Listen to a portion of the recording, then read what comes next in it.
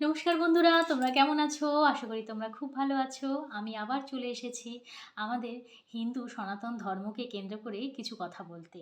ভগবানকে কেন্দ্র করে কিছু কথা বলতে। যদি তোমাদের ভগবানকে কেন্দ্র করে কথাগুলো শুনতে ভালো লাগে তো আমার ভিডিওটা পুরোটা শোনো। আমার মনে হয় অনেক কিছু শিখতে আর জানতে পারবে। আর যদি ভগবানকে কেন্দ্র করে ভিডিওগুলো শুনতে ভালো না লাগে তাহলে আমার ভিডিওটা স্কিপও করতে পারো। তো চলো শুরু করা যাক আজকের টপিক। আমি তোমাদের ভিডিওতে কিন্তু বারবার একটা কথা বলি, পুণ্য করো, দান করো, সেটা পুণ্যে পরিণত হবে। যখন অনেক পুণ্য তোমার কাছে একসাথে চলে আসবে তখন তোমার স্বর্গে স্থান হবে। প্রত্যেকে চায় সে স্বর্গে সুখের অধিকারী হতে, তাই না? তুমি চাও না? আমিও চাই, প্রত্যেকে চায়। কিন্তু জানো স্বর্গে কি হবে? স্বর্গে গিয়ে তুমি আনন্দ করবে, স্বর্গের সকল প্রকার সুখ তুমি ভোগ করবে। ফর এক্সাম্পল, যেমন তোমার কাছে অনেক টাকা আছে, ঠিক আছে, তোমার এখন কাজ করার কোনো দরকার নেই, কারণ তোমার কাছে অনেক টাকা আছে। কাজ করে আর হবে কি? তোমার কাছে তো রাজার সম্পত্তি রয়েইছে, তাহলে তো তুমি বসে বসেই খাবে। আমিও হলে তাই করতাম, ঠিক আছে। কিন্তু বসে খেলে কি হবে জানো? বসে খেলে একটা সময় রাজার সম্পত্তিও শেষ হয়ে যায়।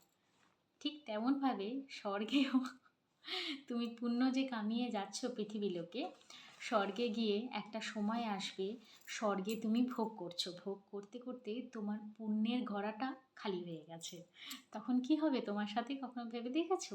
তখন তোমার কর্ম অনুযায়ী, দেখো কর্ম তো সব জায়গায় করতে হয়। এবার তুমি স্বর্গে পুণ্য ভোগ করছিলে, পুণ্য ভোগ করতে গিয়ে তুমি আর কর্ম করনি স্বর্গে, ঠিক আছে। তো তখন কি হয়, মানুষ ৮৪ লাখ ৮৪ লাখ ইয়োনির মধ্যে ঘুরতে থাকে। হ্যাঁ, মানুষের আত্মাটা তারপর নিজ নিজ কর্ম অনুযায়ী সে একটা ইয়োনি প্রাপ্ত হয়। যেমন তুমি যখন স্বর্গে নিজে ভোগ করে নিলে পুণ্যটা, তারপর কিন্তু স্বর্গ থেকে তোমাকে আবার বের করে দেওয়া হবে যে হয়ে গেছে। যেমন তাজ হোটেলে আমরা যাই কি না, যতদিন পেমেন্ট করি ততদিনই রাখবে কি না, তারপর তো তোমাকে বের করে দেবে, নাকি পার্মানেন্ট রেখে দেবে? পার্মানেন্ট তো রেখে দেবে না, কারণ তোমার পার্মানেন্ট ওই পয়সাটা নেই। তো তেমনভাবেই স্বর্গেও তাই, তোমার যতদিন পুণ্য থাকবে ততদিন তোমাকে স্বর্গের সকল প্রকার সুখ তুমি ভোগ করতে পারবে, স্বর্গে তুমি ততদিন থাকতে পারবে। তারপরে তোমার যে পুণ্যের ঘড়াটা খালি হয়ে যাবে তখন তোমাকে আবার পৃথিবী লোকে পাঠিয়ে দেবে, যে কোনো একটা ইয়োনি তোমার কর্ম অনুযায়ী। ৮৪ লাখ ইয়োনির মধ্যে যে কোনো একটা ইয়োনিতে তোমাকে আবার পৃথিবী লোকে ফিরে আসতে হবে। তাই সব থেকে ভালো ভগবানের সাথে লিপ্ত হওয়া। তার কারণ দেখো, পুণ্য করলে স্বর্গে গেলে কিন্তু ভগবানের সাথে কিন্তু কানেক্ট হতে পারলে না। জিনিসটা বোঝো, ভগবানের সাথে যদি একবার বিলীন হয়ে যাও তাহলে কিন্তু তোমার এই পাপ পুণ্য বা বারবার করে ৮৪ লাখ ইয়োনির মধ্যে জন্মগ্রহণ করা, পৃথিবী লোকে আসা, যে কোনো রূপে তোমার কর্ম অনুযায়ী যে রূপে তুমি আবার পৃথিবী লোকে আসবে, আবার ভোগ করবে, আবার কর্ম করবে, আবার স্বর্গে বা নরকে যাবে। সেই কারণের জন্য মানুষ চায় মোক্ষ পেতে। মোক্ষ পেলে ভগবানের সাথে তুমি পুরোপুরি এক আত্মার সাথে মিলে যেতে পারবে। তো চেষ্টা করো মোক্ষ পাওয়ার। দেখো মোক্ষ, আমিও মোক্ষ চাই বললেই কিন্তু মোক্ষ পাওয়া যায় না। পুণ্য করলে স্বর্গে স্থান হয়, অনেক পুণ্য করলে স্বর্গে স্থান হয়। তার মানে আঁকড়াটা লাগিয়ে নাও, কি পরিমাণে পুণ্য করতে হবে তবে গিয়ে তুমি মোক্ষ পাবে। তো এই হলো ব্যাপার। আবার আর একটা বলে দিই তোমাদের, এর না অনেক ক্যাটাগরি আছে জানো তো। সত্যি কথা বলতে এত নলেজ আমার কাছে নেই, আমি যেটুকু জানি তোমাদের সাথে আমি বলার চেষ্টা করি। পুণ্য করলে ভগবানের স্থানও নেওয়া যায়। তোমাদের আমি বলে দিই, ইন্দ্রের স্থান, হ্যাঁ ইন্দ্রদেবের স্থান বারবার পরিবর্তন হয়, সেই স্থানও কিন্তু তুমি পেতে পারো। ডিপেন্ড করছে তোমার কর্মার উপর, তুমি কি কর্মা করছো। তাই এমন কিছু কর্মা করো যাতে তোমাকে আর পৃথিবীলোকে জন্মই গ্রহণ করতে না হয়। দেখো, পৃথিবীলোকে মানুষ রূপে জন্মগ্রহণ করলেও তোমায় দুঃখ জ্বালা সব কিছু ভোগ করতে হবে। শুধু 84 লাখ ইয়োনির মধ্যে মানুষ ইয়োনির সব থেকে উচ্চ, মানে কি বলবো, ভালো করে উচ্চারণ করতে পারছি না, শ্রেষ্ঠ, হ্যাঁ শ্রেষ্ঠ জন্ম, যার দ্বারা মানুষ মোক্ষ লাভ করতে পারে।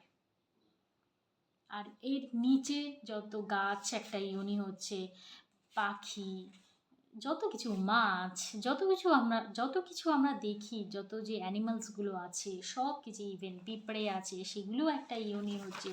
84 লাখ ইয়োনি মানে বুঝতে পারছো? এত হয়তো আমিও জানি না, সরি। তো পৃথিবীলোকে আসা মানেই কষ্ট ভোগ করা, জানো তো, আমার মনে হয়। তাই যদি তুমি হয়তো ভালো কিছু কর্ম করেছো বলেই তুমি মানুষ রূপে পৃথিবীলোকে জন্মগ্রহণ করেছো, কিন্তু মানুষ সেই জিনিসটা কেন বোঝে না, আমি এই জিনিসটা বুঝি না।